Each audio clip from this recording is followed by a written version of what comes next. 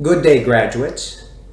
Greetings to our school officials and administrators, Father Bendoy, Father Rodriguez, Father Mazana, Father Caspe, Father Eborda, Mr. Blanca, and Mrs. Trinidad. Other than my thinning hair, I'm not sure if I'm old enough or wise enough to be here, but I am truly honored. I'm tasked to talk about how being an Agustinian helped me get to where I am now. The assumption is I'm successful and I know better in life. Well, that depends on who you talk to, especially if it's my wife or my 4-year-old. Man, look at this guy. This was me 20 years ago. 2001, 30th commencement exercises. I was the ultimate nerd, and I never thought I was gonna get married and I would be doomed to be single for the rest of my life. So my first real success is getting married and having a family. This was my kid on the first week that she was born. This was her when she was 1. But kidding aside, let me begin my spiel with the quote from one of my favorite authors, Malcolm Gladwell, from the book Outliers, The Story of Success. And I quote, "The tallest oak in the forest is the tallest not just because it grew from the hardiest acorn. It is the tallest because no other trees blocked its sunlight. The soil around it was deep and rich, and no rabbit chewed its bark as a sapling, and no lumberjack cut it down before it matured." We all know that successful people come from hardy seeds, but do we know enough about the sunlight that warmed them and the soil in which they put down their roots, or the rabbits and the lumberjacks that they were lucky enough to avoid? What I'm here to talk about is the sunlight and the soil. What we need to ask ourselves first is, what is your goal in life? What is success? Madam Gazelle, I don't know what I want to be when I grow up. Don't worry, Peppa, you have plenty of time to think about it. Okay. When I grow up, I want to be the Queen, so I can tell people what to do. I see. I think I might like to be a teacher. What is it about being a teacher that you like the most, Emily? Telling people what to do. Okay. Absolutely great cartoon. Thank you, Peppa. But the answer, in fact, is that success is different for different people. Success to a lot of people is making a lot of money. To basketball players, it might be making the last shot. To orphans, it's actually getting adopted. To influencers, it's getting a lot of likes. To graduates, it's getting to the best schools. To Jenna Baumgartner, it's to be a chicken nugget scientist.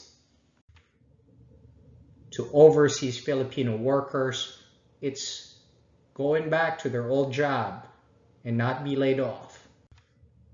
To COVID patients, it's actually getting out of the hospital alive. You see, the world is a big place, and as you grow as a person, your perception of success will change, dependent on your experiences and the stage of your life. First step is finding your passion. While Augusto loves physics, Edgar likes the Velveteen Rabbit, Loreto likes math or whatever he teaches. But when I was graduating in high school, I asked my mom, what course should I pick in college? Without skipping a beat, she answered, why should I pick? It's your life. That wasn't very helpful at that time, but it was almost the perfect answer. Now, I was dying to go to Ateneo for engineering because I thought they were cool. But my parents didn't have the money to send me to Ateneo, and to make things worse, I got accepted into this 7-year intermed program. It costs 500 pesos per semester and is extremely near our home. That is every parent's dream. Of course, I had to go to the interview. I went there and I saw my future classmates. Revenge of the Nerds, Big Bang Theory. You know the drill. I went for the interview and the interviewer asked me, "So, Mr. Dandan, do you want to be a doctor?" I answered, "Absolutely not. My parents pressured me to be here because the tuition is cheap and we live very near." So, answered the next couple of questions, and I wasn't expecting to be accepted, honestly. And a few weeks later, to my surprise, in the mail, I was now part of the program. And so, my story goes, my first few weeks of class I went, and I saw the interviewer in campus, and I asked him, "Hey sir, do you remember me? You interviewed me a couple of weeks ago." He said, yeah, I remember you, Mr. Dandan, right? And I said, "Well, why did you accept me?" Just out of curiosity." "Well, that's the interesting part." That's what he said. "We accepted you because you were honest.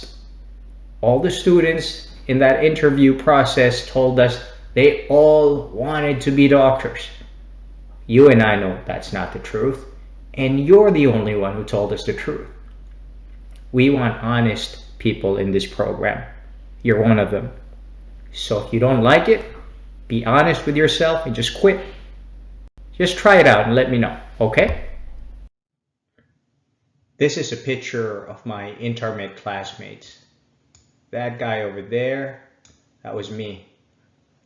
We were young, we were naive, and then we were thrown into the fires of Philippine General Hospital.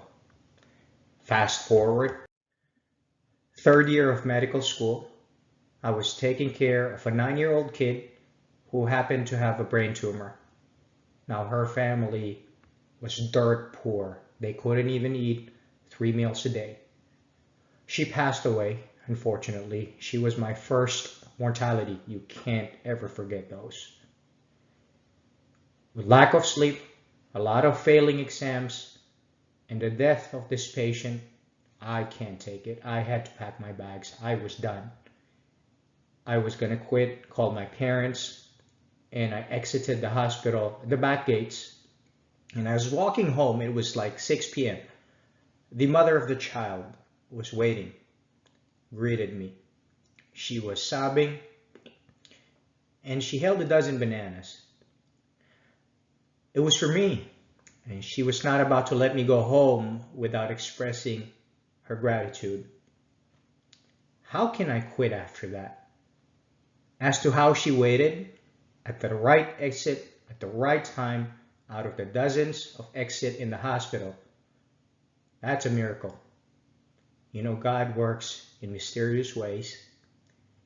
A dozen bananas is all it took. And that's enough to get me to where I am right now. These experiences have changed the concept of success in my life. There is no greater gift in knowing you've made a difference in somebody's life. And that to me is success. As an Agustinian, I was taught to be generous. And in my opinion, that would be the single greatest virtue that you can ever have. But I don't have any money and I'm not a doctor. Well, be generous with your time.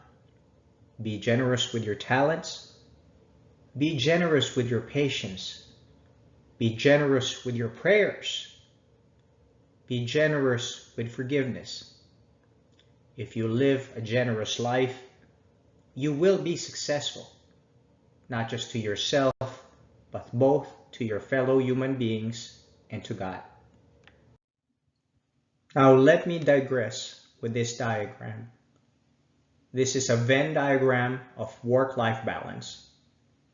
An average person's idea of a balanced and successful life, if you may.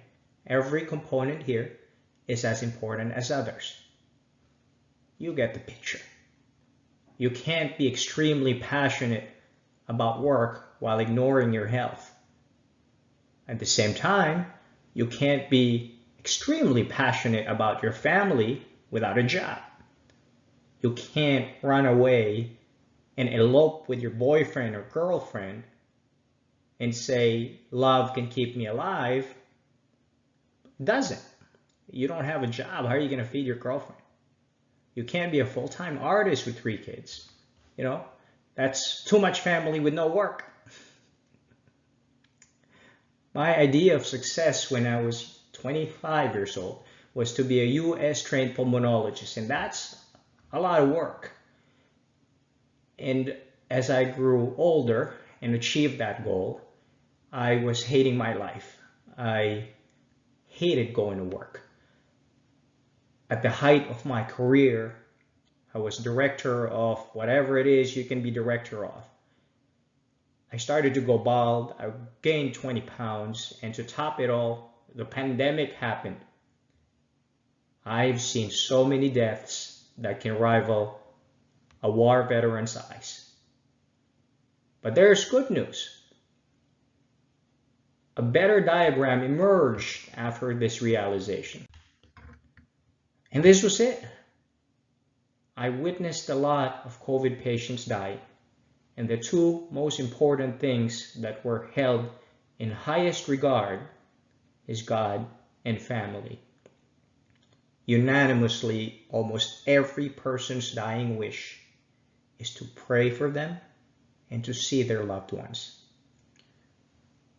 Ultimately, when I realized that, I resigned the job many doctors would consider their dream job. Well, it was a nightmare. Nowadays, this is my idea of success. It's going to the zoo with my wife and my kid. The ultimate success being together with everybody, my mom, dad, brother, sister, and my family for Christmas. And so, as parting words, as you search and achieve successes in your life, do not ever lose sight of what's more important. Find your success in your daily life. And while each of you may have a goal, a doctor, a programmer, a gamer, a YouTuber, an influencer, realize that it's only half the equation. The other half is knowing you can't get there alone. Knowing and having family, teachers, and God with you is the other half. Right now, you're already successful, and be happy with it. Keep your head high. Be generous. Remember Malcolm Gladwell's oak tree? Well, you don't have to be the oak tree. You can be just as successful being somebody's sunshine and being somebody's soil. Congratulations, graduates, and God bless you always.